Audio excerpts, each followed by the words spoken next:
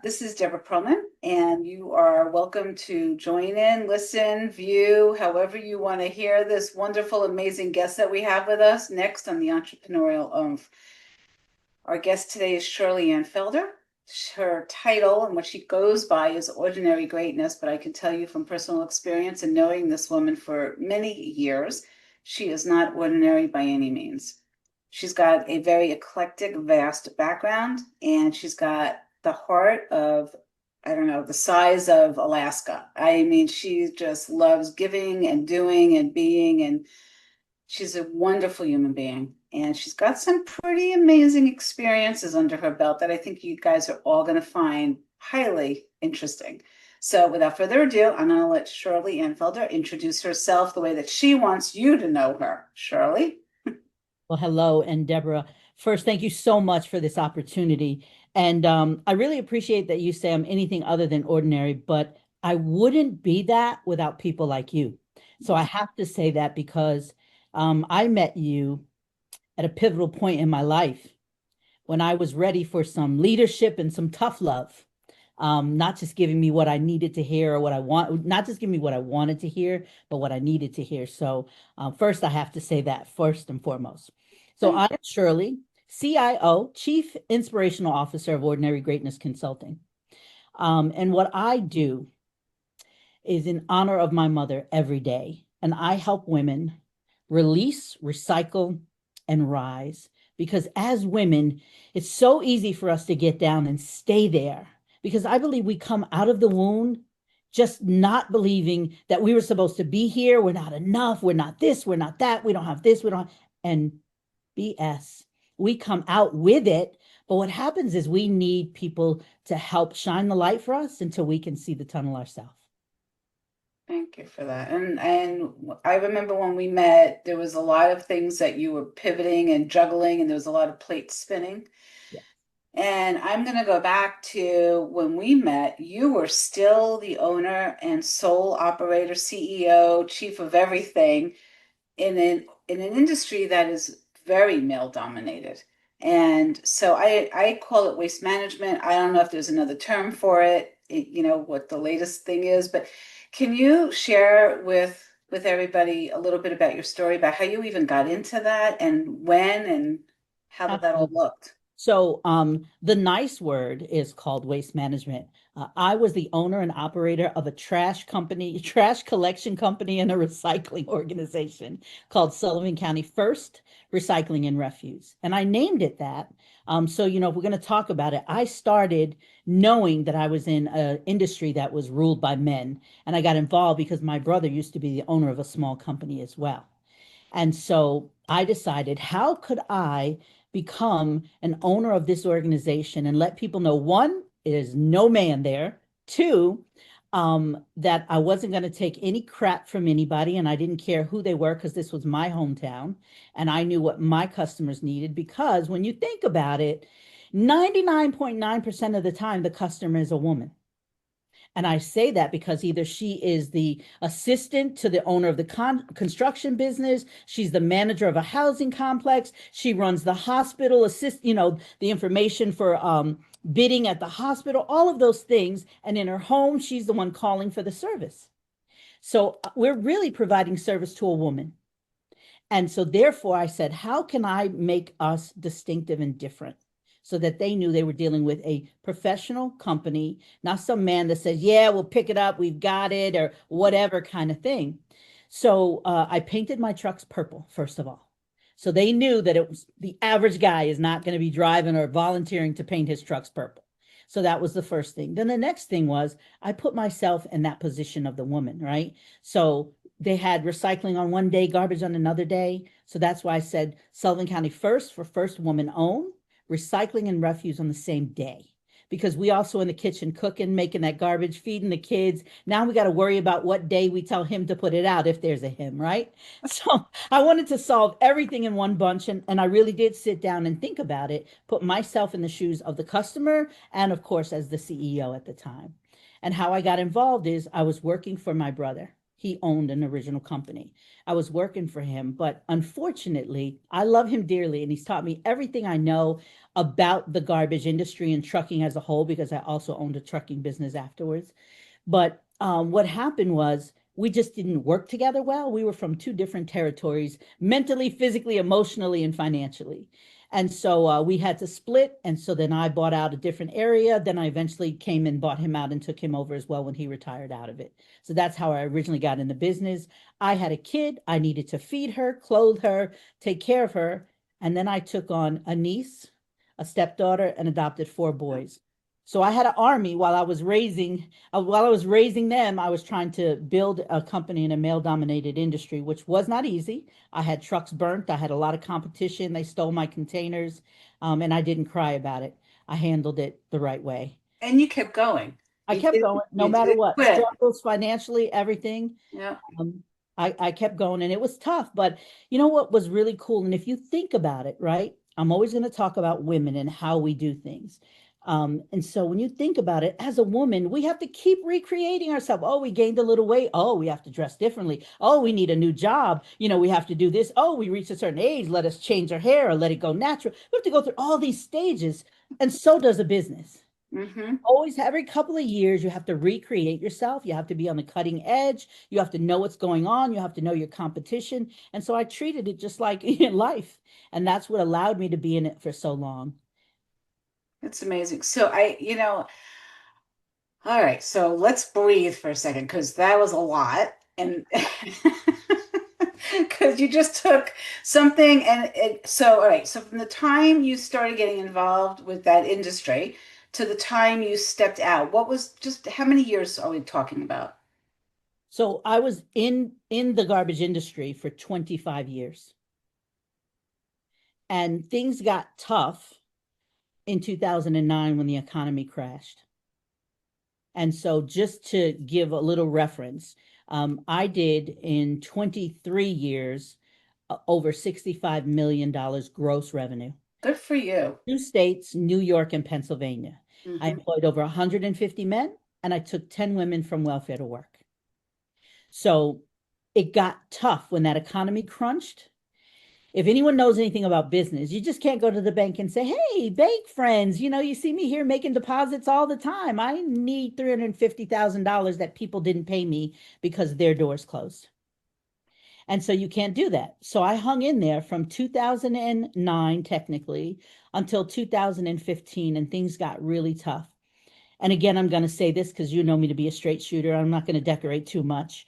The toughest competition we're going to get sometimes is our own perception of ourselves, right? We're the toughest critic. And then the next is going to be some angry woman, because women are the toughest to each other, Yeah. right? Some men see us and like, oh, let me help the poor little lady. Women see each other and they feel like it might be competition because they're not secure in their own. And then they want to be evil and vindictive and make things tough. And I ran into that kind of a woman in my county. And as opposed to saying, let me sit down with her and let me see how we can work things out, since she brings $1.9 million into our county a year, she didn't. She was like, well, if you can't pay and you're behind, then we're going to do this and do that. And so she forced me into a chapter 11 because I wasn't going to go out the way she wanted. And she did it at a time where it was just before the holidays. And I was like, you know what? You hear all those horrible stories about people closing up and then people can't feed their families for Thanksgiving and can't give a Christmas and blah, blah, blah. It wasn't going to happen on my watch. So I started calling around. I knew nothing of what a Chapter 11 meant. All I knew is that if you close up and go bankrupt, you're a failure, which is so not the case. And I learned so much from it.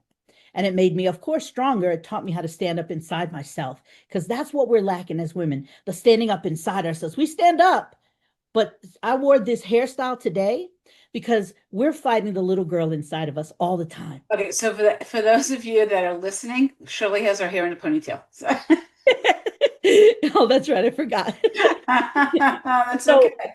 so we're always So, fighting that little girl inside of us, right? absolutely. And so we have to learn how to stand up inside of ourselves, believe in ourselves, and speak with conviction. And we teach people how to treat us.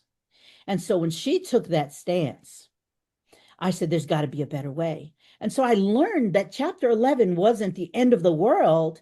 It was breaks for people to get their foot off your neck so that you could breathe and come up with another plan. And so I was able to do that. I so appreciate you sharing that. And I hope people are listening because sometimes people are so afraid of failure, they don't even start. And here you are, you go out, you're in this crazy industry. You've got, and then I want to go back and talk about the fact that you were the boss lady for all of those men, but let's just put that on the shelf for a second, okay? And then you pivot, you pivot, and then you come up with somebody where and look, it could be any situation. It could be anybody in a position where they have a little control, a little authority.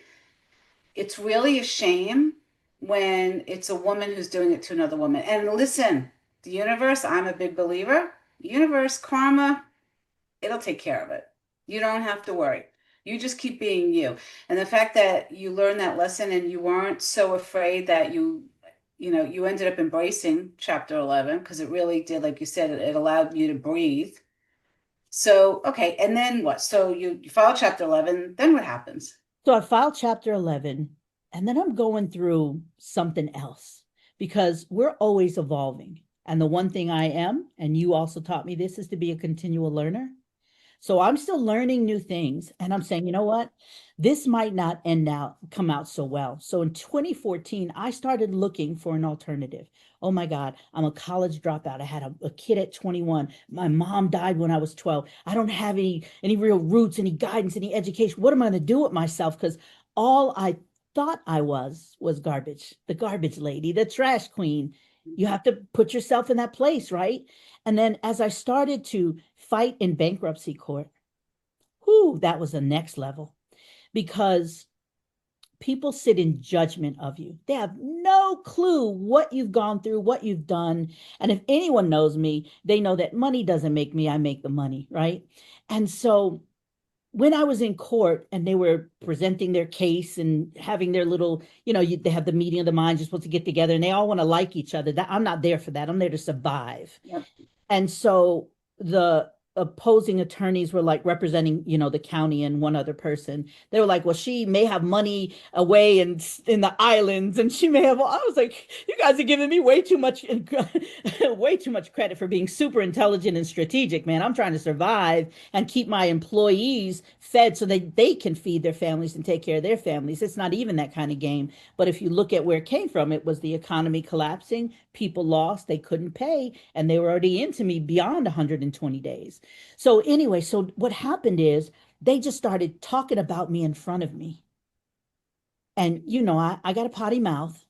And they were like, well, she did this and she probably did this and they're talking like I have no clue who I am. And so my attorney is a pretty sharp lady. I went for the best. I go big or I go home. Good for you. And so every time they would say something, I was about to get up and Don would nudge me. And then finally I stood up and said, have you any clue that I've given everything back to this company? And I said, if you find money in another island in my name, please give it to me. And I was just annoyed by it. And so, of course, Judge hits her gavel. And I said, I'm not going to sit here, Your Honor. You can call me contempt. You can arrest me. You can do whatever you want. But I'm not going to sit here and let people talk about me in front of me about things they have no clue. They all work for a government agency. They've never stepped out on their own, taken a risk or a chance to believe in themselves and taken the responsibility to feed other people and be in a kind of business where you're doing $3.2 million a year. And I'm lucky if I could use a calculator. So you know what? I want to shout out hallelujah and amen because because good. You are.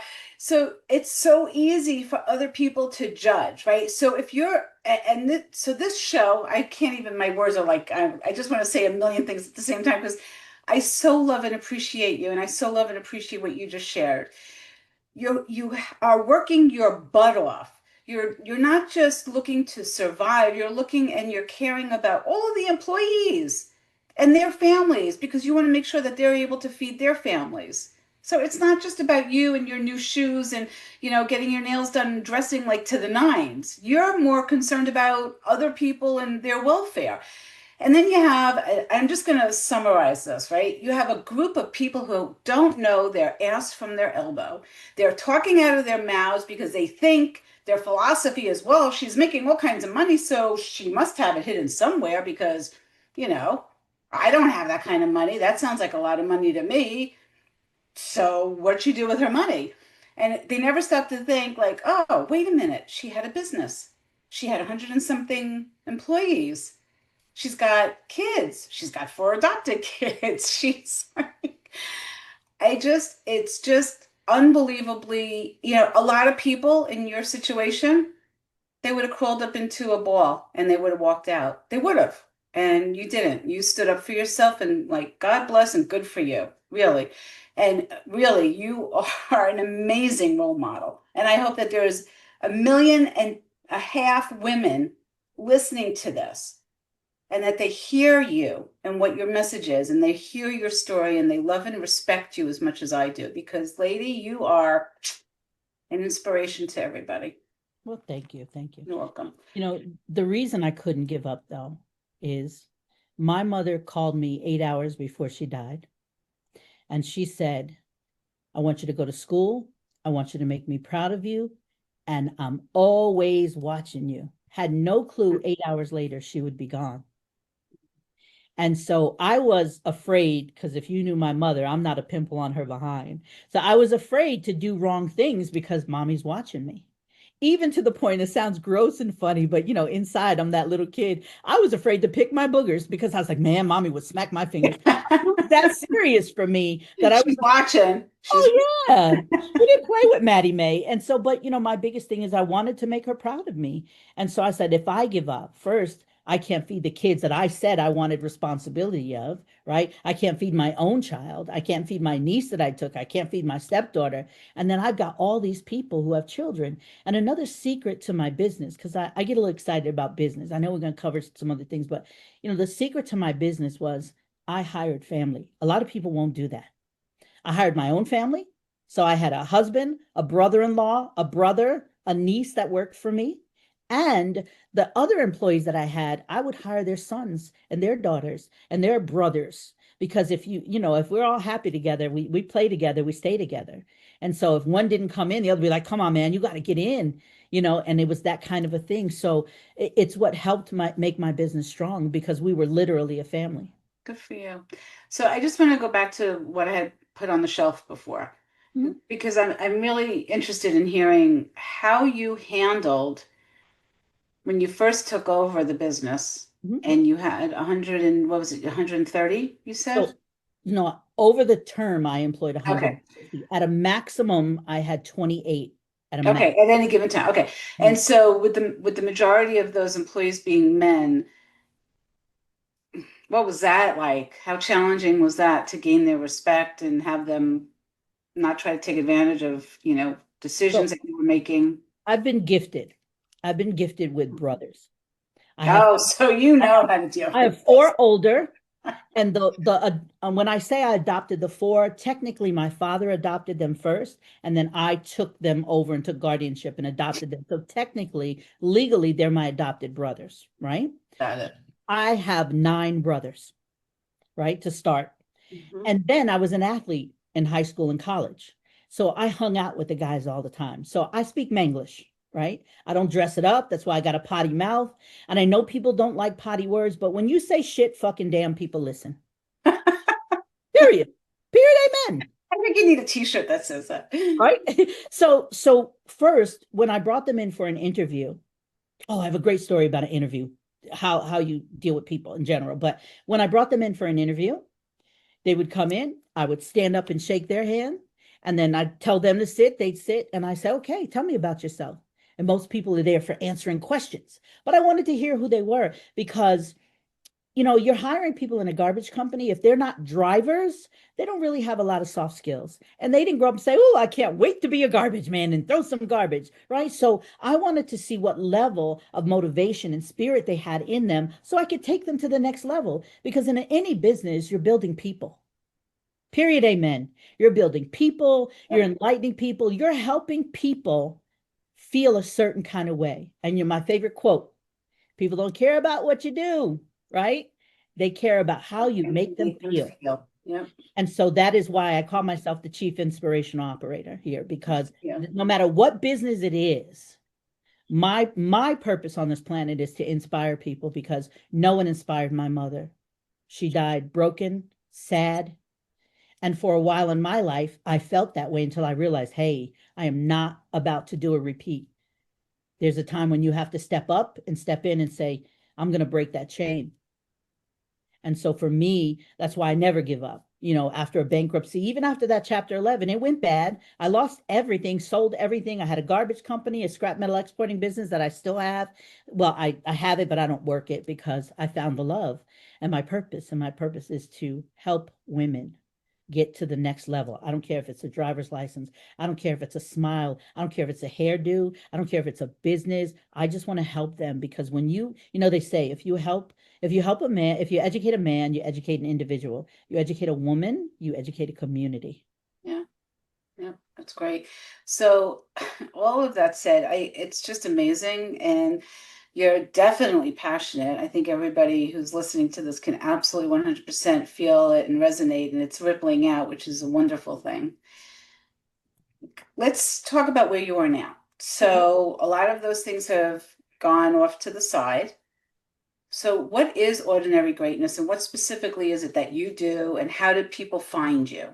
Okay. So Ordinary Greatness is a consulting organization. So I will go in and consult in your business, because at heart I'm an entrepreneur. So I get excited about business. I do workshops, and I'm working on a retreat.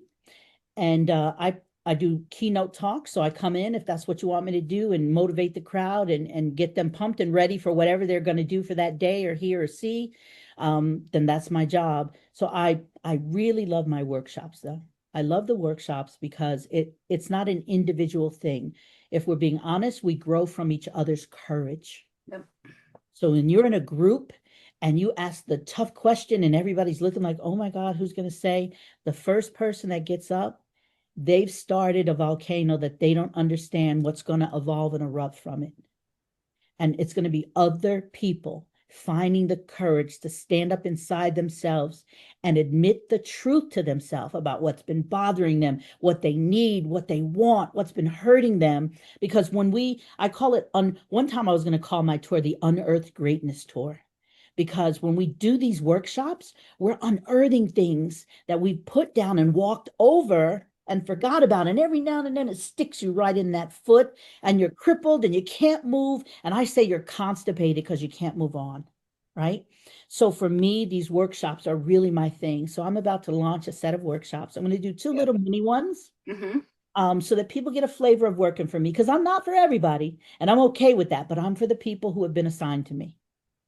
And so after I do those two little mini shops, then I'm going to launch a 6-series workshop that at the end of it, there's going to be so many transformations that even some people in other countries are going to know my name if they don't already know it. Because it's important for us to stop living in the past. What worked for our parents don't work for us. You know, we used to have the cell phone. We had the cell phone when they came out. I had the first one, the bag phone, right? The antenna, the bag, the handle, everything. Then we went to the flip phone, then this phone. Then we have the smartphone now, right?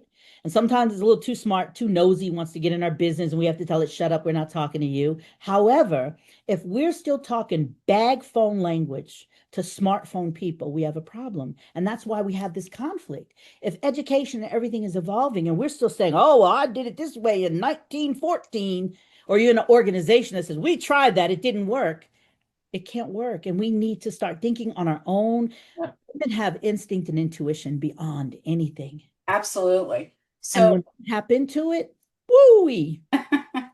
well, that's the thing, right? So listening to it, I just want to go back for a second. Do you remember the mastermind groups? Of course. Those great dinners and then the weekend getaway? You just gave me goosebumps. You were just starting to wonder and shift, and you were developing this whole program. I remember we were sitting at this big nice table, and there was a group of professional women, like-minded, like-hearted women, and everyone wanted to see themselves level up and do better. And it was just about the individual looking inward we had to look inward first, right? And take ownership and responsibility, and then figure out what the strategy was for pivoting and how to move forward. And you have done it beautifully. And the fact that you've created it into workshops, whatever you call them, it doesn't matter, Shirley, they're going to show up, because women, you're going to attract the women who are meant to be, like you said, in that room. Yeah. So good for you. Good for you. Two of the workshops are a spin-off of what you taught me. So Oh, great. So wait, what are they called? What are you calling them? um, one is putting the pieces of your puzzle together, Nice. right? And then the other one is oh, what do I call it? I forgot the name that Oh my God, this is what you used to do at the mastermind groups. I would say to you, Shirley, what are you doing? And you'd be like, well, I wrote it down. And I'd be like, well, what is it? And you'd be like, wait, I can't find it. because I'm always doodling. But So it's great. I'm so happy to see that. yeah, so I haven't always, changed it, it's great. I haven't it's changed. evolving. But I took two of them and I expanded on them in a different way. Beautiful. And so that's why I needed to give you your props and your honor, when we started this, because there are parts of me that stem from spending a lot of time with you.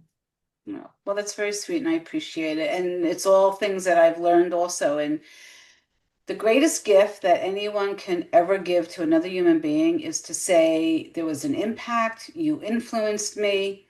So if there is someone in your life that, like what Shirley just did for me, thank you so much for that, by the way. It's just, I'm so grateful for you as well.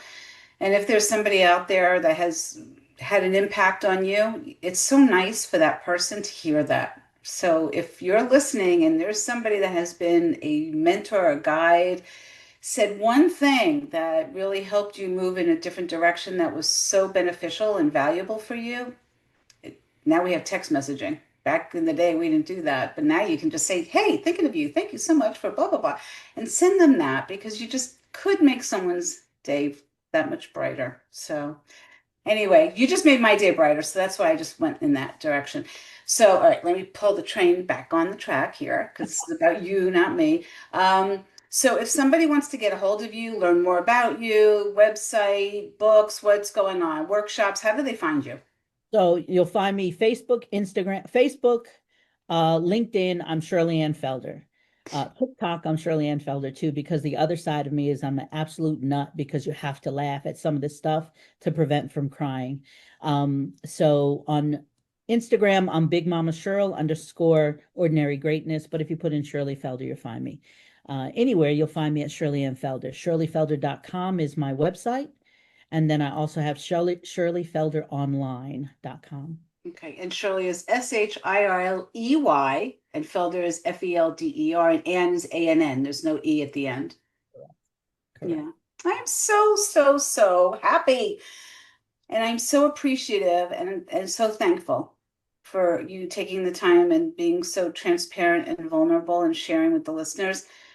And I really appreciate everything that you're doing for others, and that it's rippling out and you're bringing love and value and passion and really helping women, entrepreneurs and business women. And not even necessarily, right? But really, it's just great. You're a gift, Shirley. You really are. So, all right. Opportunity. And, I'll leave you with one thing for the listeners. Yes. And that is that no matter how tough shit gets, no matter how much stuff is piled on you, underneath that pile of shit is the amazing you.